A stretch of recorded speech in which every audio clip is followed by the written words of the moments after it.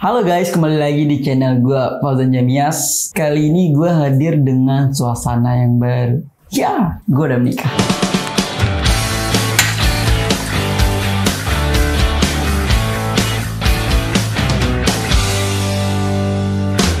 Ini adalah segmen baru di channel gue, Teman Rehat. Yang mana gue bakal menemani waktu rehat teman-teman semua dengan cerita yang gue lalui ataupun dengan pembahasan-pembahasan yang agak cukup serius dalam bentuk semi-vlog. Sebenarnya konsepnya sama dengan vlog-vlog gue yang sebelumnya, cuman ini agak serius dikit lah, gak cuman ngeliput keseharian gue doang.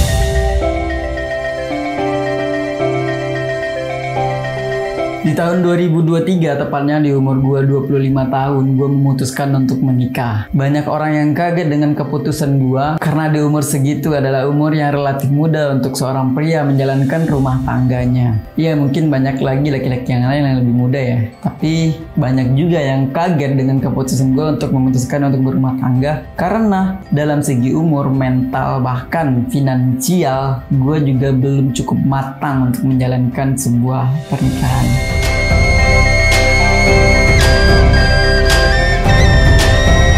Fauzan Azima. Iya Bapak.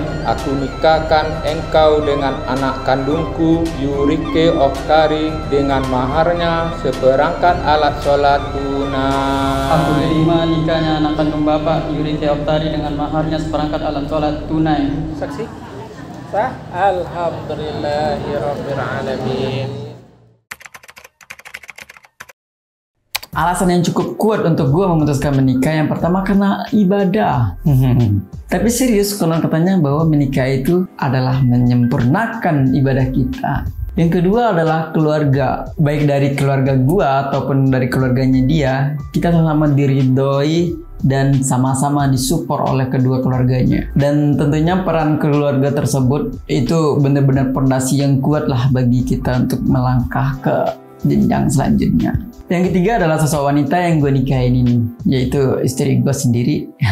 Entah kenapa kalau diceritakan bahwa perjalanan kita itu lumayan cukup panjang gitu loh. Buat yang belum tahu bahwa beliau ini dulunya adalah mantan gue waktu SMA. Kita pacaran 3 tahun, terus kita putus. Dan selama 4 tahun kita menjalankan hidup kita masing-masing dan kita tidak saling berkabar lagi. Anehnya di 2 tahun yang lalu kita ketemu lagi dengan orang yang sama. Dan selama 2 tahun ini kita menjalin komunikasi yang baik dan akhirnya kita memutuskan untuk ke jenjang selanjutnya. Kata orang, membaca buku yang sama itu akan membosankan dan akan sia-sia karena endingnya bakal tetap sama dan nggak akan berubah. Tergantung bukunya. Kalau bukunya buku ringan yang mana kita hanya mengejar endingnya saja, ya emang seperti itu. Gue setuju.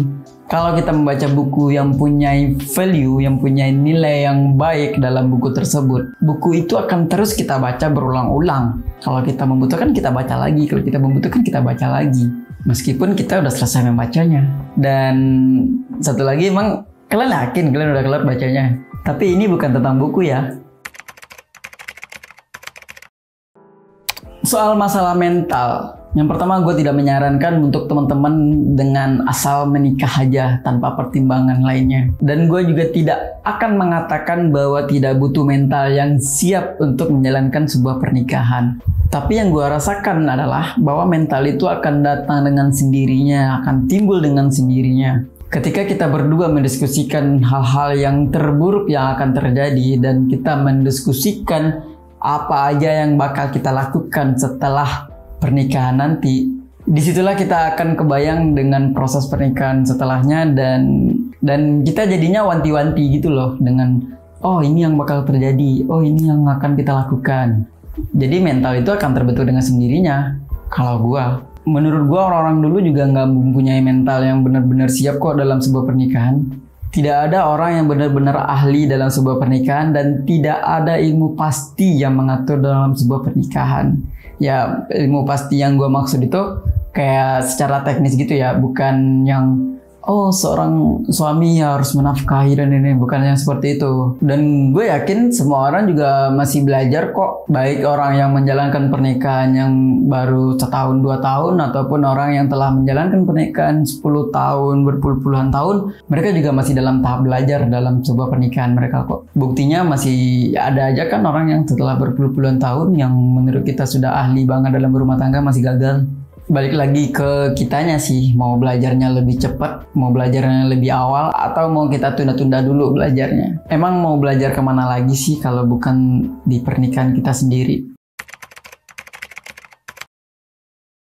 Soal finansial, awalnya gue juga ragu banget tentang finansial gue sendiri. Karena dalam karir profesional gue baru berjalan 3 tahun ini. Dan secara profesi pekerjaan gue ini sangat struggling banget ya. Karena bisa aja gue sekarang dapat job, besok enggak, besoknya lagi gue ada kerjaan, dan besoknya lagi enggak. Tapi balik lagi, sebelum menikah kita sudah mendiskusikan ini dulu. Bahwasanya kerjaan gue seperti ini, cara gue dapetin duit seperti ini, gaya kerja gue seperti ini, dan nanti selain ini gue dapetin penghasilan dari mana-mana lagi, dan kita harus diskusikan itu. Dan hebatnya lagi, istri gue malah menerima semuanya. Mungkin sebagian orang berpikiran harus mengejar ini dulu, harus jadi ini dulu, harus mencapai sesuatu dulu, harus mapan dulu sebelum menikah. Dan nggak salah sih, emang harus mapan dulu sebelum menikah. Tapi balik lagi dengan komunikasi kita dengan pasangan kita, apakah menurut dia dengan ini udah standar mapannya dia apa belum gitu. Kalau udah ya why not? Dan suatu kemapanan itu juga nggak ada batasnya. Menurut istri gue dengan kondisi gue yang sekarang ini adalah standar kemapanan dia loh. Ya tentu gue juga nggak akan stuck di sini ya. Gue akan terus berkembang, gue akan terus mencari sumber pemasukan yang lainnya. Dan gue sebenarnya juga belum mempunyai banyak pencapaian gitu loh. Gue belum pernah jalan-jalan ke sini, gue belum pernah mencoba ini, gue belum pernah mencoba yang lain-lainnya. Tapi semua itu bisa kita coba bareng-bareng kok setelah menikah. Toh kalaupun masih sendiri, kita juga belum tentu kan mencapai itu.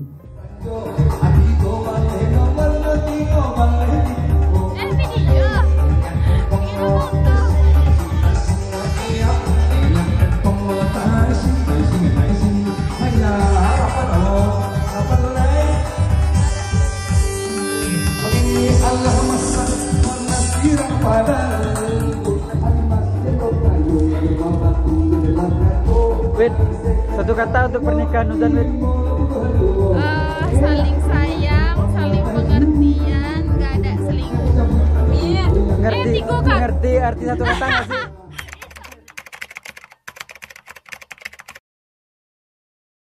Belum banyak dampak yang gue rasain dalam sebulan ini. Gue masih belum punya banyak masalah ya, amit-amit ya. Tapi ya masa ya sebulan udah ada masalah gitu.